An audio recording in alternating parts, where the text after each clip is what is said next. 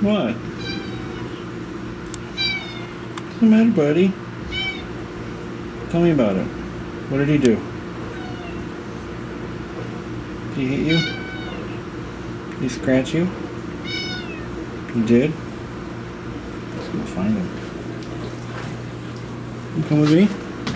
You wanna come make a movie? Yeah? Okay.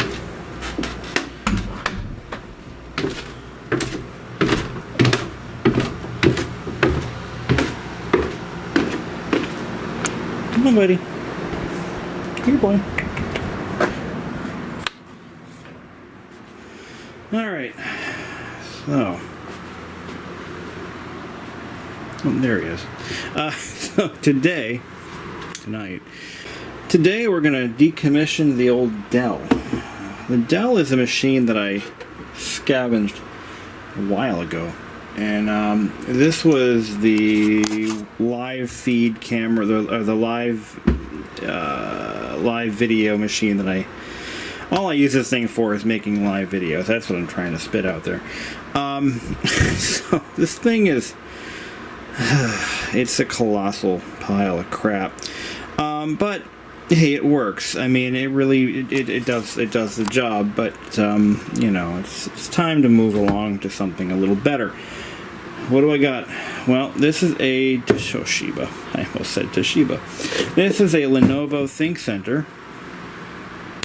This is an all-in-one business class, prosumer, whatever you want to call it. This is not the machine you get at Best Buy for your 13-year-old kid. So what we have here is the Lenovo ThinkCentre. This is a ThinkCentre. What model is this guy? It's an M93Z, I think. Let's see.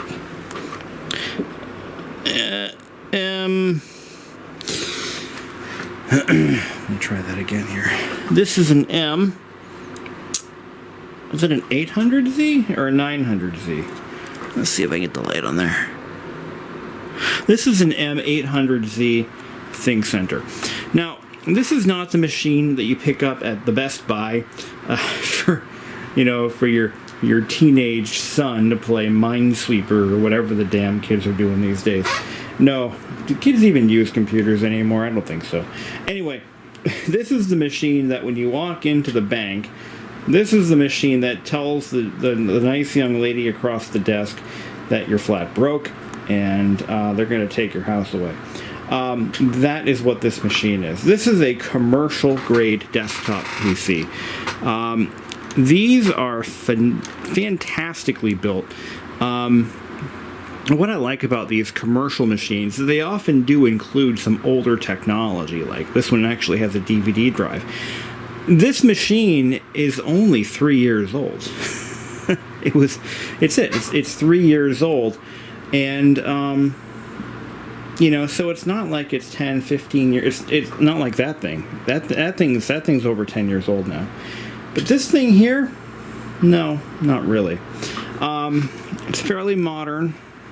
It's got a nice widescreen display, shipped from the factory with Windows 10 Professional. This is a real working machine.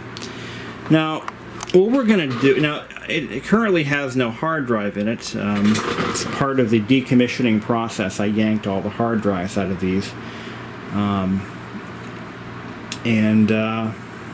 so I have to supply my own. Got to roll my own. Now, I'm not going to go out and buy a drive for it, and I'm not going to put one of my leftover 500 gig drives into that machine. What I'm going to do is I'm going to pull the 256 gigabyte drive out of this guy, put it into that guy. We're going to do a fresh build. It'll be a fresh build. And I've got my Windows 10 USB thumb drive here already, and we're going to just shut her down. I've already took all my data off of this thing and put it on this external drive here. So it should have all of my, it should have everything I need here. Movies, TV shows. This machine was used as a Plex server for a number of years. This is what replaced the home theater PC as a Plex server. And as of right now, all it's doing is I'm just using it for basic web browsing in the basement. When I need to look up some parts or order something and I don't want to use my phone, this is what I use. When I do my live videos from the basement, this is what I use. And so we're going to pull the 256 gigabyte solid state drive out. We're also going to pull the 4 terabyte drive that's in here out and put that aside. That's going to go into an external drive dock. We're going to make that my new external storage drive. And I've got this Western Digital Passport. What is this thing? 2 terabyte? Yeah, I think this is a 2 terabyte. So we'll hang on to that too. And anyway. So what I'm going to do is I'm going to show you guys how to pull this thing apart to put a drive in it. If you ever come across one. The ThinkCentres. Let me tell you about the ThinkCentres real quick. So while they may not have, the greatest specs, I mean, it's got, low-end Intel integrated graphics card. We'll see which one's in it later on. But just a low-end integrated graphics adapter, onboard graphics. We've got, basically business audio, audio controller with basic left and right speakers. I mean, this thing is so not geared for performance, it's not even funny. But what they're really geared for is longevity. I actually we had a fleet of these at work. We had some in the central office that had been in service for up to 4 years. I have had not one repair call on any of them. We've got about a dozen of these things in there. About 12 machines, not one repair for the machine, for the hardware. Nothing. All the support I've been providing to those users has been operator error type stuff, and how do I do this? That kind of thing. Never have I ever had a problem with any of the ThinkCentres. I have a computer lab filled with 20 ThinkCentres, an older version of this from about, they're probably pushing 6 or 7 years old now. In those 7 years, I have had 0 service calls for the equipment. All the service calls have been related to, software issues, configuration, that kind of thing. So, Lenovo, for better or for worse, they're not a perfect company by any stretch. They do know how to build a professional workstation. Now, if you go over to the Best Buy or Staples and you pick yourself up an all-in-one Lenovo from the Idea brand side of the company, it's going to be a totally different story. One other thing, like the ThinkPad notebooks, the Think line of their products is that's their business end. That's their small to large business, government contracts. That's the side of the company that they care about. Those are the products that people buy because they need to get things done. As such, those machines are often produced with better driver support over longer periods of time. So what's going to happen is, you buy an Idea brand product from Lenovo, like the Dell Inspirons and the HP Pavilion products. You're going to find that getting drivers after so many years is going to be nearly impossible. And not only that, but they only support the OS that they're shipped with. So if you upgrade to a newer, let's say Windows 11 becomes a thing, I don't know if I haven't really been following that, but let's say Windows 11 happens, you can guarantee that this machine will run it. But the Idea Center that you bought instead of that, because the Idea Center was cheaper, it's not necessarily going to support it. But that's not a hard and fast rule, and I can't speak for Lenovo and decisions they haven't made yet. But as it goes, that's typically how it goes. And as another striking example of that, this is a Dell Optiplex. This is from about 2012, and it still runs like a champ. You know, I'm still able to get system drivers for this machine, at last I checked anyway. You know, it still runs the latest release of Windows 10. But I'm going to pull that 4 terabyte drive out. I'm going to find a purpose for it somewhere. It's a big freaking drive. It's the biggest hard drive I've ever owned. And I've got this PNY 256 solid state. Now, alright, so let me just say this. I was going to buy a new 512, or at least maybe even a 1 terabyte. For $100, I can get a 1 terabyte, actually less than that. I can get a 1 terabyte solid state drive for this machine. I didn't want to spend the money on it. Instead, I put the money into the solid state upgrade for my Lenovo ThinkPad upstairs. That's getting a new solid state drive. I ordered it deliberately with a mechanical hard drive because the price of a solid state drive from the factory was too high. So I waited a couple years. Now I'm going to buy a 1 terabyte solid state drive for the ThinkPad. I'm going to go with the M.2 version. It's a stick, goes into the PCI Express slot, and that way it'll be a much faster transfer speed. And hi buddy, that's what I'm looking for. That's coming up soon. Check this thing out. This is my old furnace gun. I'm gonna do something with this. I'm getting ready to do something with this thing. 1954 oil furnace burner, oil burner for an oil furnace. Yeah, and it came out in working order, by the way. I need to point that out too. It was in working condition when I pulled it. All right, so here we are. So we're gonna just unscrew this.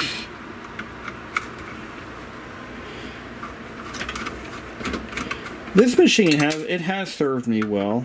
I've had it a couple. Actually, got this about 2.5 years ago, give or take. It was the last. I got this about 2.5 years ago, after I sold my. What the hell was it? The MSI. When I sold my MSI gaming laptop that I bought foolishly and paid too much for, that is when I got this machine and I started fixing it up. I put a solid state in there. I put a 4 terabyte storage drive in it, and bumped up the RAM to 8 gigs. Put a new CDRW drive in it. The disassembly of this machine is pretty simple. Just take the base off. Now this base has never been used. This workstation was mounted to a large dual monitor desk stand type thing. There's only 2 screws, and the rest of it is snapped together, which is kind of weak, you know, in my opinion. But the overall specs on this, I don't really recall what they are, actually. I ordered this machine brand new, and I don't remember what I ordered. I ordered the whole fleet of them, and if I recall, they were 512 gig drives, spinny drives, mechanical. They were ordered with i5, I don't recall the SKU of what they were. 8 gigs of RAM, definitely. I went with the 8 gigs of RAM. And and I also I didn't delete the CD drives because I know that some of our users actually still use them. You can't change people's behavior sometimes. I'm looking for a screwdriver.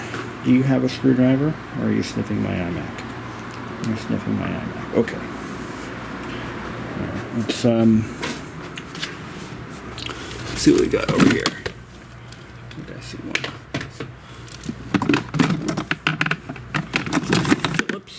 Here we go. Now, the tool that I use at work is not this. actually have some nice chrome-plated, polished prying tools that work really well for things like this. So let's do this much here. So all you do... Oh, my tripod's upstairs and I'm not going to go get it. So hopefully you can see what I'm doing. You're just going to take your screwdriver and you're going to ever so gingerly slide it in that gap. Can you see what I'm doing? There you go. You're going to slide it in that gap and you're going to give it a gentle nudge. Find where that clip is. And you're just going to give it a slight... I've already had this one apart before. There we go. I had this one apart to pull the drive.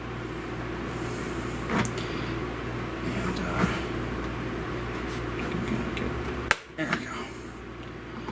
I want to crack... Oh, I just snapped it back on. Let's try that again.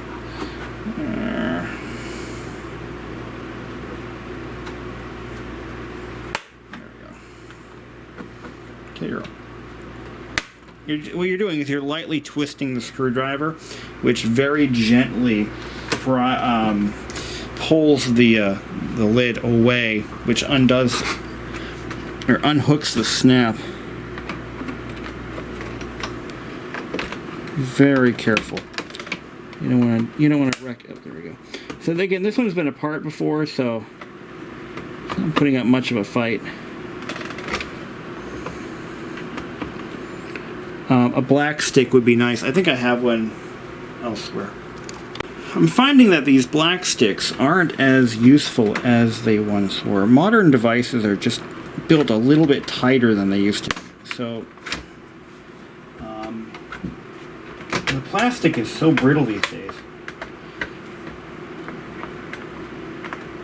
But sometimes you can just kind of work it off. Side. The idea is you don't want to break any clips, so you don't want to force anything. You want to be as gentle as you possibly can while still showing it who's the boss. There we go. Okay, cover's off. And now you're going to see really not much. So this is what the ThinkCentre all-in-one looks like internally. It isn't much to look at. A lot of metal. Now this model, the M800Z, has an integrated power supply. The M700Zs that I bought previously, they rely on an external power brick. But the M700Zs, you've got this nice integrated power supply. These are your speakers. And yeah, they're only located here and here. So this is again, this is a business class machine. This is not anything more than that. I mean, you've got two speaker boxes and they're not even spread apart. So that's kind of weak ass, but you know, it's all it's going to do is play sound effects for the user interface for whatever dental software it's running. I mean, you can buy these for the home. I mean, there's no law against it. You can buy this for your house or for the family computer. Does anybody have family computers anymore? I don't think so. But if you wanted to, you could. Would it be the best solution for the job? No. You know? Look at that. I didn't even notice that until now. I'm like, wait a minute. It has two speakers, but they're not where they belong. There's nothing to look at under here. You've got your basic logic board, your heat exchanger, and that's it. That's it. Or the heat sink is right there. The heat exchanger is mounted right here. You've got a blower fan, a nice, good-sized single blower fan in here, and that's all been cleaned out. And we've got our panel. This is what size panel is that? I don't know. I actually don't know what size that panel is. I think it was a 21.5 inch. We could measure it, but I'm not going to do that right now. This does not have a PCI Express or mini PCI Express slot or whatever the hell those things are called, the M.2 slots. It doesn't have one, I checked. So that's not even an option for us. We're stuck with a SATA drive and nothing else. There are no provisions for a 3.5-inch drive. Otherwise, I would have found a way to shove my 4 terabyte drive into it, but that's not an option either. Again, these machines are business workhorses and nothing else. You can say they suck and you would be right, but for the job that they're designed for, they're fantastic. Because as far as power consumption goes, the rated power consumption of this guy is, let's see, well, 2 amps. Manufactured 3 of 17, making it 3 years old roughly, just over 3 years. 2 amp draw, but it doesn't show the wattage. Of course, wattage is what, amps, volts, something divided by times 2 times 6. I don't know. I'm not V Westlife, so give me some slack. But look at the size of this power supply. I mean, it's just, man. Now, one thing that surprises me is it does have a, let's see, let me put my Goonie blinder on here. You've got 1, 2, 3, 4 USB 2 ports. It has 1 USB 3 port, and it's on this, actually has 2, and they're on the side. So if you've got an external hard drive, a USB 3 hard drive, I mean, forget about anything, you know, USB-C, don't even go there. But if you've got an external USB 3 hard drive, you have to plug it in the side, which is unsightly. They should have put one in the back. Again, they didn't have USB-C in 2017, at least on equipment like this. There is no eSATA. Provisions, by the way, for an external, I believe that was for an external serial port option, which I did order on some of these machines because of where they're being used. So that, believe it or not, they actually were still selling these with an external serial port adapter option. And that just, again, further proves the target market for this machine. It was for mostly commercial industrial. But I'm going to show you this neat little party trick. Yeah, check this out. So the hard drive requires these little special rubber bumpers to be screwed to them, or to the drive, and you get it oriented correctly, and you drop it into these little guiding slots, and then it takes a little ride down and forward to install and remove. It goes like this, and then it just slides in, and then to remove the drive you press this down, and it forms a tiny little ramp, so when you put your thumb against it, it pulls it up out of the, yeah, little engineering, somebody had some fun engineering that. It wasn't necessary, but you know, I guess when you're bored. Alright, so I mean, what else can I tell you? I mean, this is not much of a machine in terms of specs. You know, this isn't, I think I pretty much beat that horse dead. So you know what it isn't. But what is it? It's a robust, long life machine.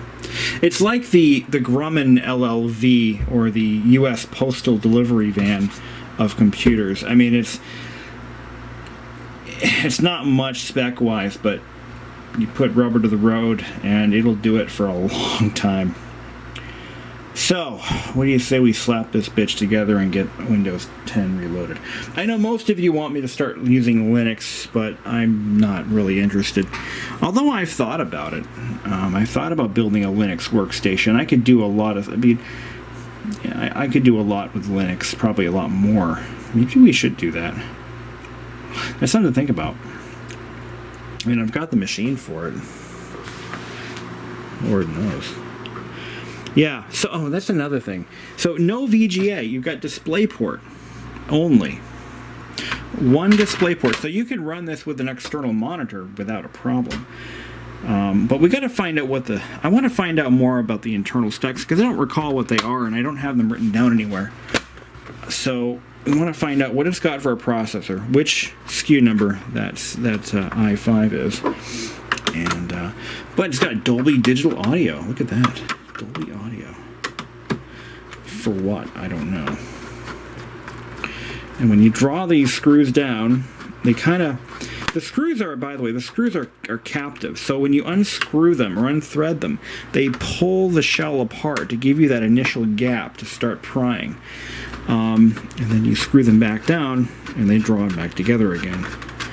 Again, you know, it's a pretty handsomely engineered workstation for what it is. I mean, it's, you know, again, it's not going to win your win any races or nothing, but just snap it in.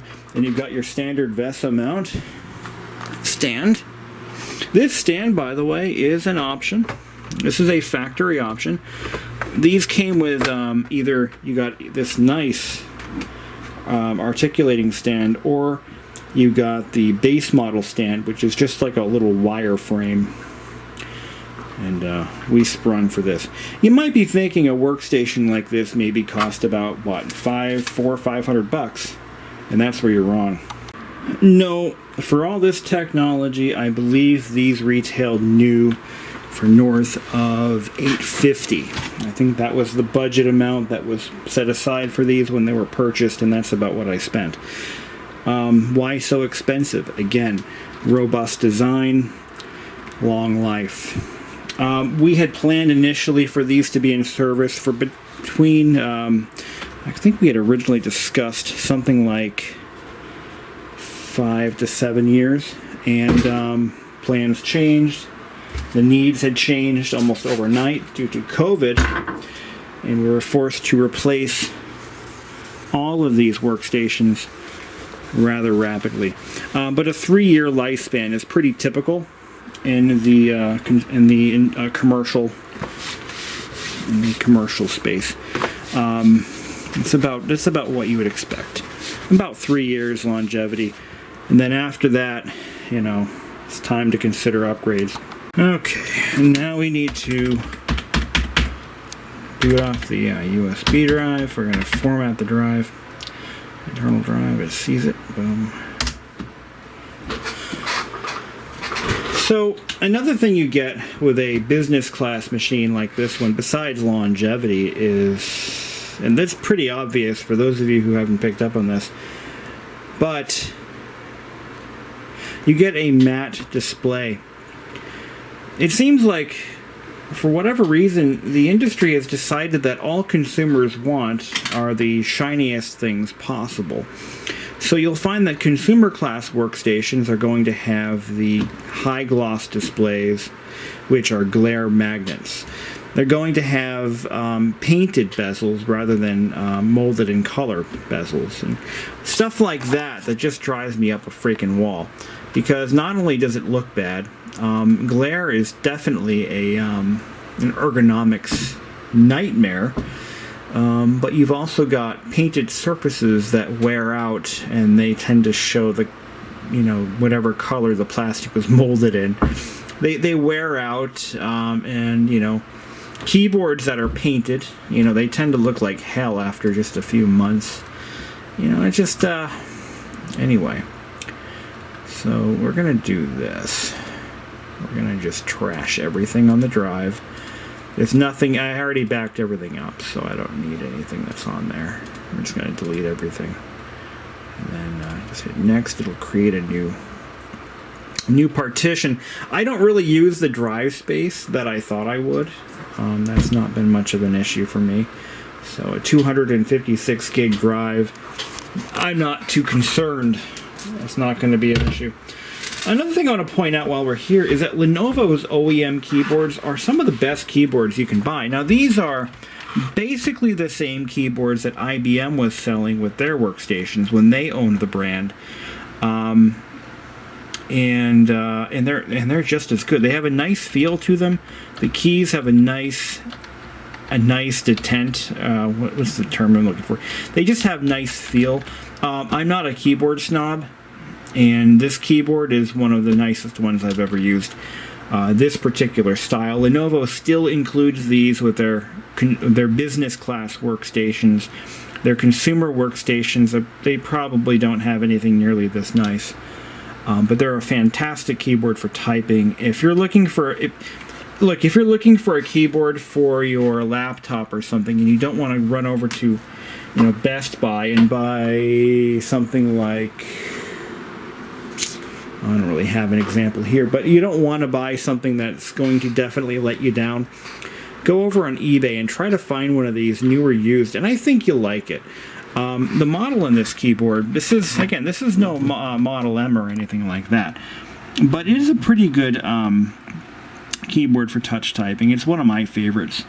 It's the KB1021, and there are other variants of this keyboard.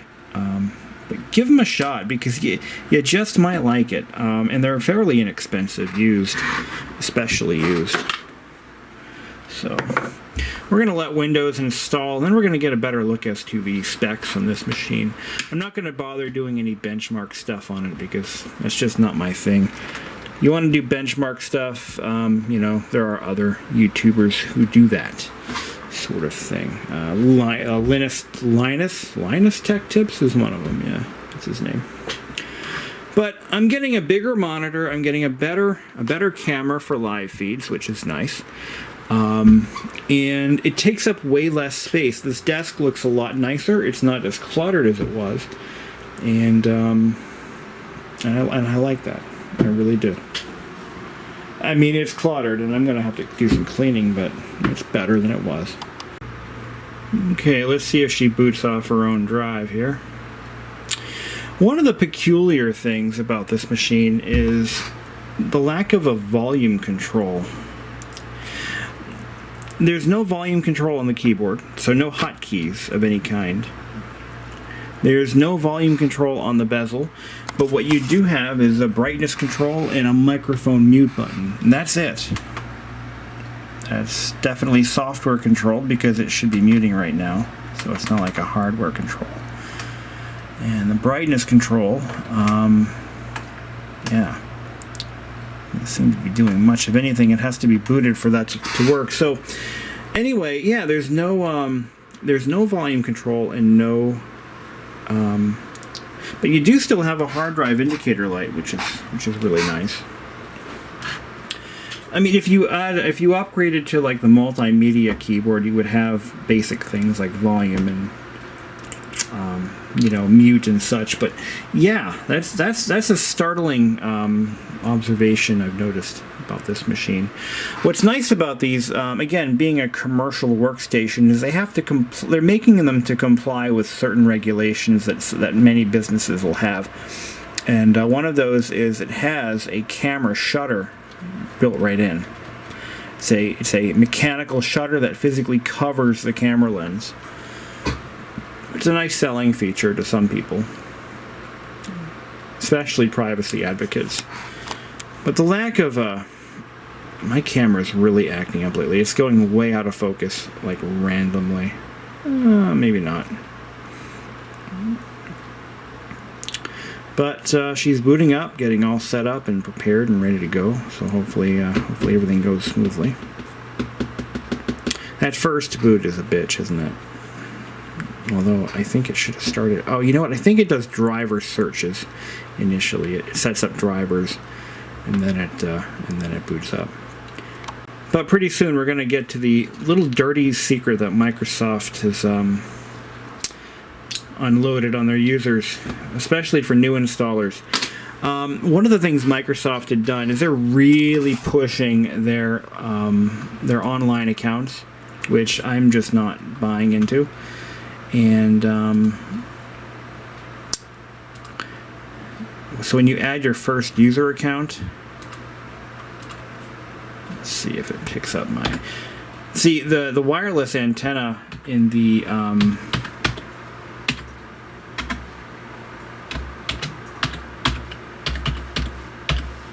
The wireless card in the Dell was really poor, and it did not get a very strong signal from here. So I'm hoping... Oh, I put it in wrong. So you know how many digits are in that password. But, anyway.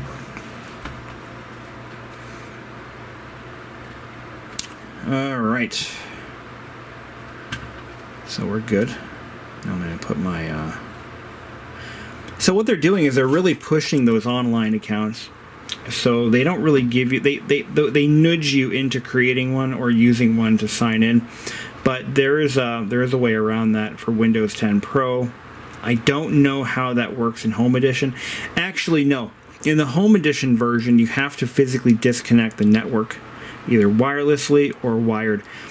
You cannot have any network account or network internet connectivity when you're running this setup if it's Home Edition.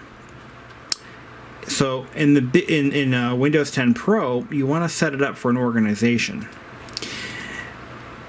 Otherwise, it'll prompt you to log in. See, sign in with Microsoft. But over here, you've got your domain joined instead. And yeah, it's just not cool. I don't like that. The other thing that's kind of unique and kind of shitty is they force you to put in security questions and answers when you set up your account. Now, once you create accounts on the machine after the fact, you can still do it. You can do it the old-fashioned way. You just create the account, set a password, and set permissions, and put them in the groups you want them in, and you're done. Let's see. I do not want to do that. Thank you very much. No, I don't want Cortana to help me at all. I don't like Cortana. And then what we're going to do is we're going to install Lenovo Vantage. Lenovo Vantage is a utility that searches for active or for outdated drivers, BIOS updates. You want to make sure you have all the BIOS updates on these things because there's been a lot of patches going on lately. Oh, look at little Oreo. He wants to say hi to us. Hi, Oreo. Yeah. Anyway. So, let's get this done.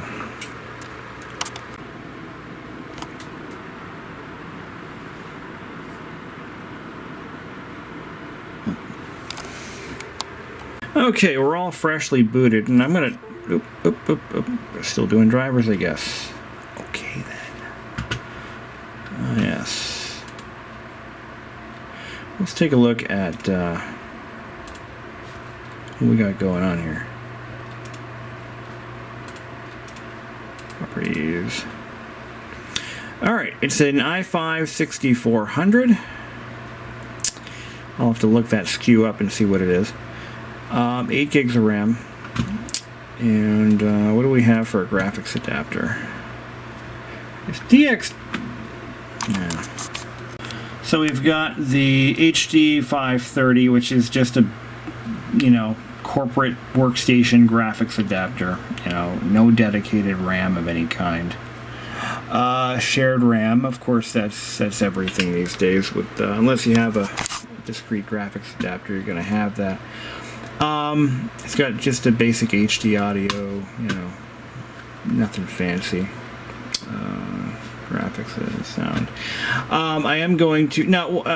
Most people would rather jump off a bridge than install a vendor-supplied driver manager.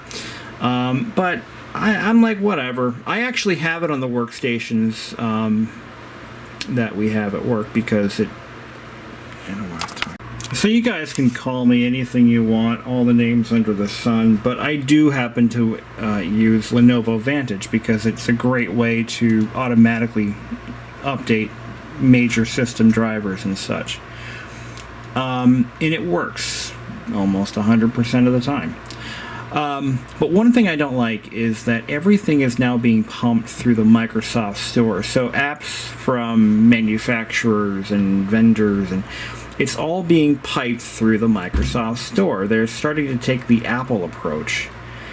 So, I mean, maybe Linux is the way to go in the future, because it seems like major software companies are really starting to tighten the noose around their users. You have to now do things their way, or otherwise you'll face the consequences.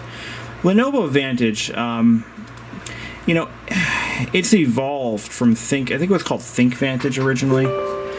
And what it does is it scours the machine for pertinent information such as serial number, and then it links it to Lenovo's database, and it will tell you how the warranty status is, if there's any driver updates available. You don't need it, and you probably shouldn't install it I just find it convenient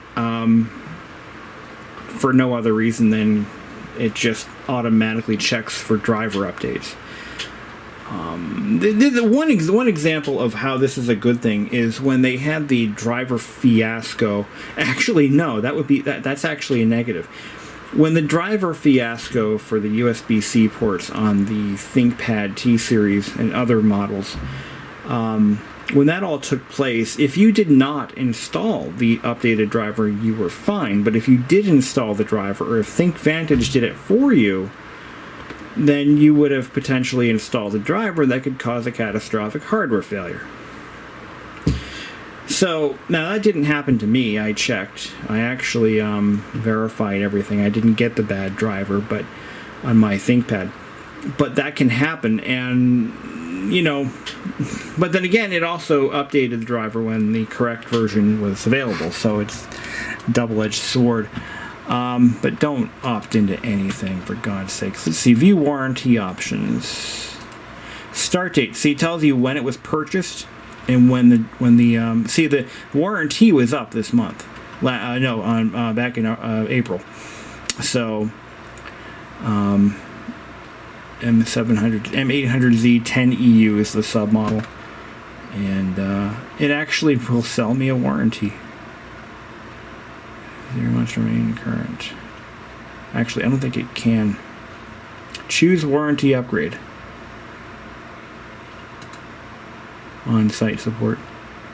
Parts and labor. Yeah, once the warranty is up, you cannot extend it. That's pretty obvious, though. Check for system updates. It's a fast little machine, but then again, I haven't done anything with it. So, I mean, the fastest computer is the one that's just rebuilt. You all know that, right? They're always faster when they're freshly built. It's kind of always been the case. Let's see. Oh yeah, we got all kinds of shit. Well, we'll do them all. BIOS, everything.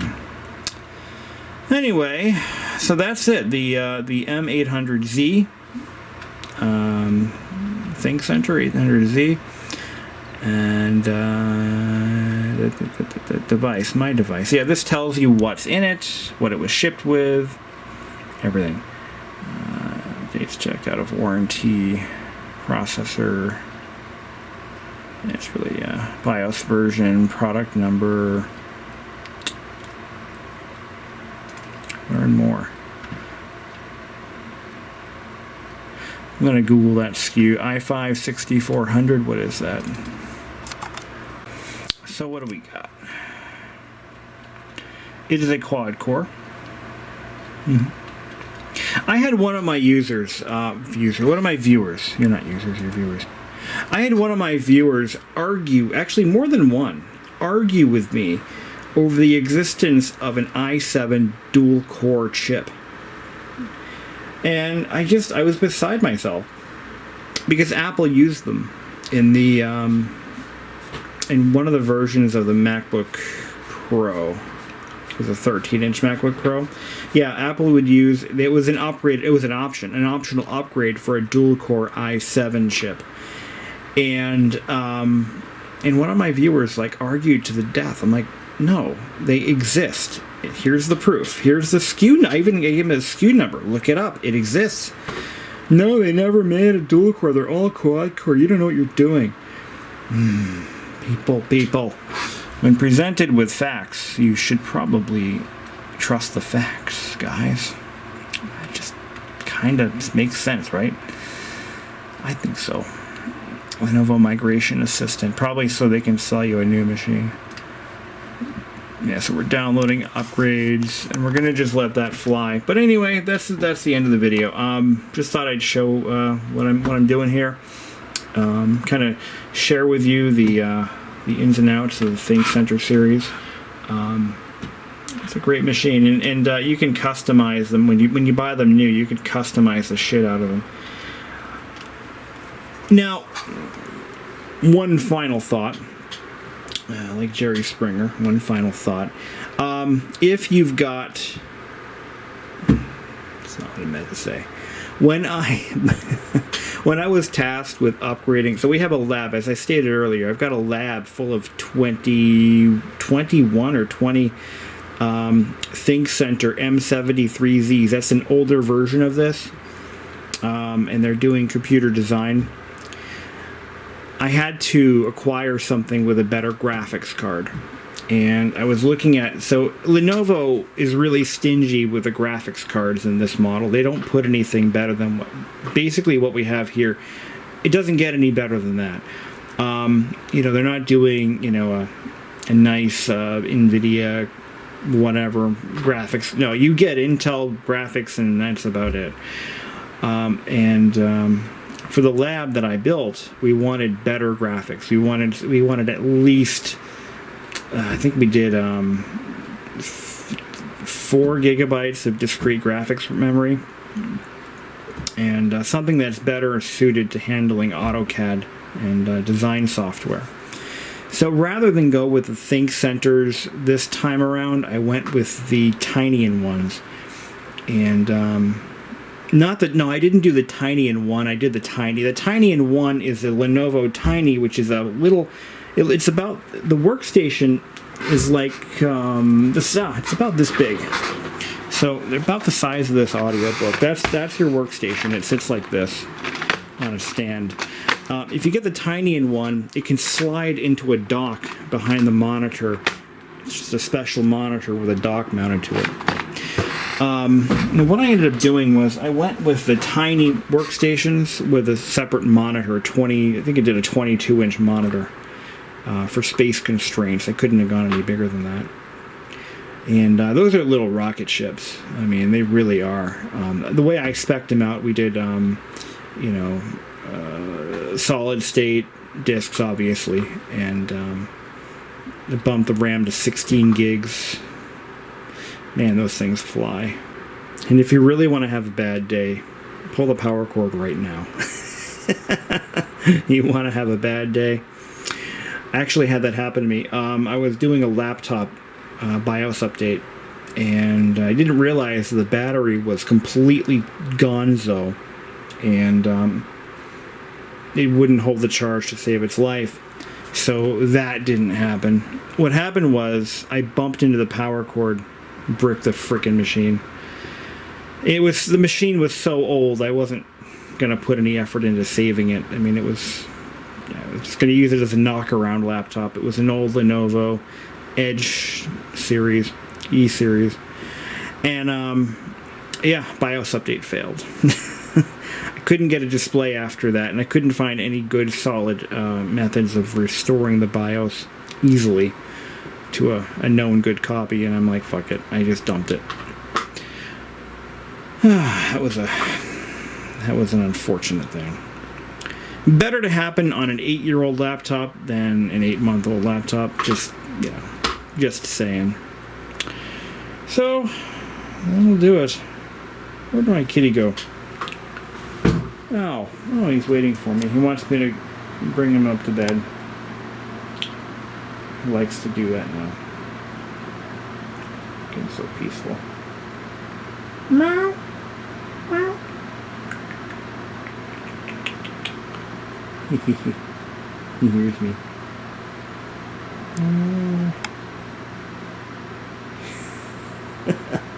He hears me. He sees me. What? What? What? You're vocal today. You like to be on camera, don't you? Yes, you do. You like to be on camera.